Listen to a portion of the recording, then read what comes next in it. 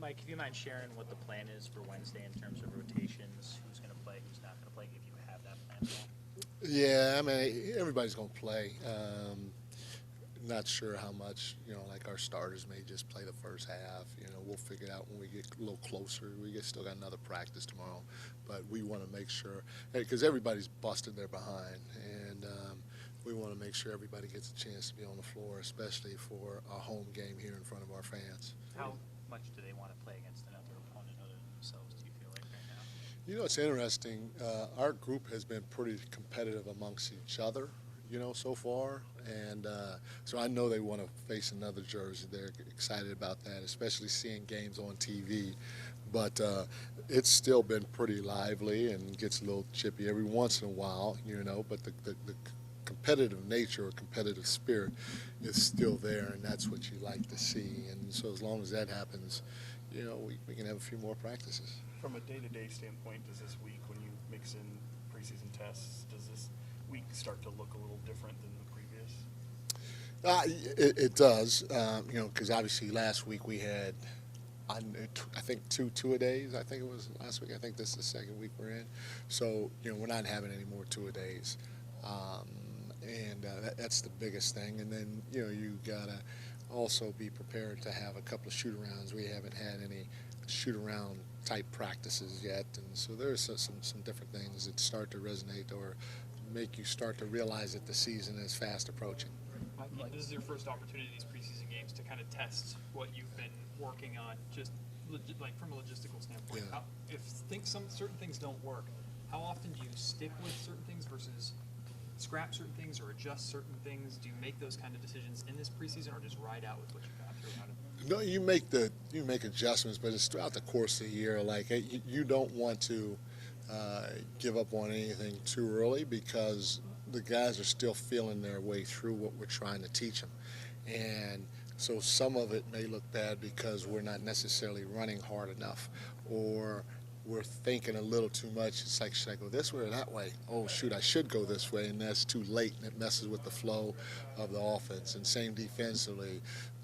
Am I in the best shift position? Should I shift a little more? Okay, my guy's already cut back door, and now that starts a domino effect. So, you have to have some patience with the group and individuals as the preseason goes along, and that's that's what I'm saying. That's what my whole thing about climbing together. You're doing it together. Some guys can climb a little faster than others, but you got to remember we're all roped in together. We're a team, so we can't take off and leave the group. We can stay together, and then there are going to be times when we take a couple of steps backwards. And if we take too many steps backwards, then it's time to sit back and reevaluate. Okay, why aren't we getting this done? Do we need to change the technique here? Do we need to scrap it all together? I don't know, but it's a little bit of a process. Where are we at with injuries, and like how close are some of these guys getting to being back, and how much has that impacted your training camp, not having all those guys around?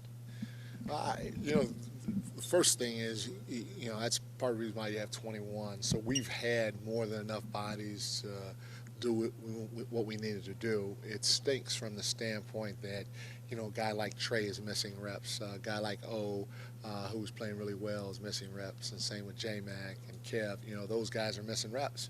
And so they're going to be a little bit behind. They can sit and watch all they want. They can even get to a point where they're allowed to go through non-contact stuff, wearing a red jersey and all that other stuff. But there's nothing that can simulate live activity and trying to do whatever you're taught in a drill live, and you take it a step further.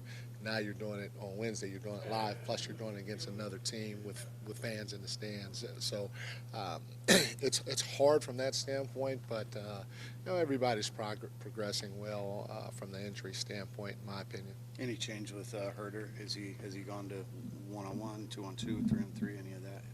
No. Okay. Yeah. He's doing non-contact stuff right now.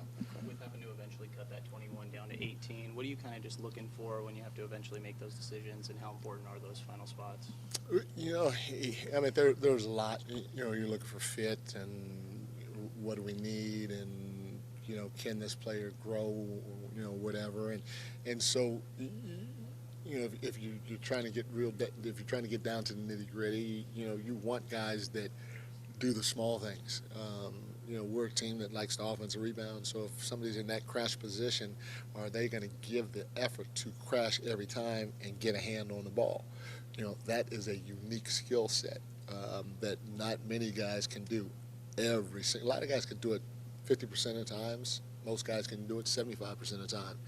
Not many people could crash 100% of the time, putting that pressure on the defense and trying to get your hand on the ball. So that's a skill set that we're looking for. We're looking for guys that every possession, again, everybody says they want to run, but it's hard to run for 48 minutes, trust me, and play defense the way we want to play defense. So we're looking for guys that will run the floor extremely hard every single possession to put pressure on the defense and to open up that floor for a guy like Fox, who's the fastest in the league. We're looking for guys that are going to hit somebody on the defense end of the floor, but do it without sending them to the free throw line. So having that physicality, having that presence, being able to communicate all the time at a high level. So those small things are the details are some of the details that we're talking about, trying to excel in and focus on right now with our guys, because if we need a bucket, we got guys that can go get a bucket now, and we can be ready to catch and shoot. Off of those guys. I don't need anybody to go out there and do too much. Off with the movement we have in our offense, with the passing, with the willing passers we have within our offense, all that stuff's going, in my opinion, in time, be great. But those little details that are hard to do on every single possession to alleviate some of the pressures off of Domas and Fox and DeMar, those things are what we're looking for in guys that can help make them special, which at the end of the day may make us special. Sounds like you've been seeing some of that. We have. We charted crashes in the scrimmage that we had on Saturday, and you look at a guy like Isaac Jones. I think he was, first of all, he was like 4 for 5 from the three, but they were all catch and shoot shots where he got to his spot, the floor was spaced, the ball got kicked to him or sprayed to him, and he took the right shot in rhythm.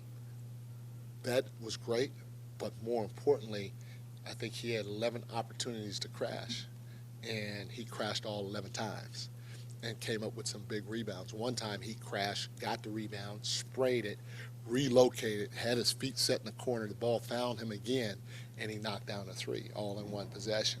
So when you have players that are going to bring something special like that to the table, for me and the rest of the staff, that's eye-opening. And so we've had some guys do some things in our practices that just make you go, okay, maybe, maybe. So you got to keep making me say maybe before I can say yes. I got to say maybe a lot. With that offensive rebound, you've been emphasizing, obviously, grabbing the board itself has its value, but Yeah. What value do you see in just going in there and kind of being able to tip the ball around? It gives us a chance. Not only that, it slows their breakdown. So if you go and get your hand on it, now everybody on their team's probably coming back to try to come up with it, and now they're not getting out in transition. And who knows what can happen if you get your hand on it. We come up with it, you can hit it, and it can go off somebody's leg, and now it's our ball out of bounds. There are a lot of good things. And then on top of that, I tell our guys, it's just like running. If you do something every single time, it's like, think back when you go play pickup, and there's always that one dude in the gym that's just right up in your face the whole time. For sure, you want to just be like, get off me, You want to just, or you're just going to be like, you know what, I don't even have time for this. It ain't that serious. And you go kind of quit without really quitting. So, you can take somebody's heart, or you can impose your will on somebody just by being consistent, doing it every single time.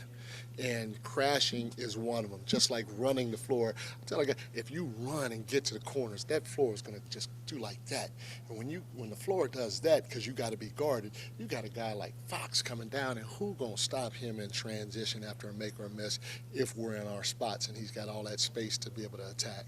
So you do it every single time, or get used to doing it every single time, which is hard again. I'm not saying it's easy.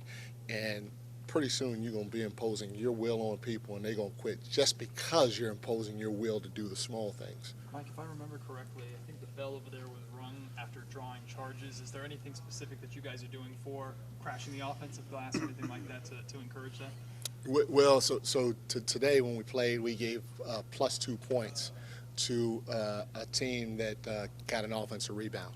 So if I'm on defense, that meant I'm gonna box you out because I'm not gonna let you get the offensive rebound because then we lose 2 points on the board. Mm-hmm. I think our black team won a drill because within that drill they had like 5 offensive rebounds. I don't think they made a bucket, but they got 5 offensive rebounds, and we want to show our guys that, hey, if you win the possession game, you're going to give yourself a chance to win while getting stops. Now, you can't think you're going to get 20 offensive rebounds and no stops and think you're going to win. But if you get stops like you're capable of, and you offensive rebound, you come up with the loose balls, you come up with all those types of things, you're going to give yourself, make free throws, get to the free throw line, limit them from getting there, you're going to give yourself a chance to win. And that was proven today with the black team in this particular drill. I don't even think they made a bucket, but winning the drill because they came up with 4 or 5 offensive rebounds throughout the course of the drill. Is Luke having to hold at least one guy back to make sure not all 5 crash, or is Luke allowing all 5 to crash? No, so we have crash zones. We have our crash zone out on the floor. We talked about that. I'm not going to talk about it on camera, but we talked about that. I don't know if you were here, yeah, of where the crash zones is, and if you're in that area, you gotta go. You gotta go, and we'll figure out the transition afterwards because we actually think it helps us in transition defense. Thanks, Mike. Thanks so much, Mike. Appreciate it.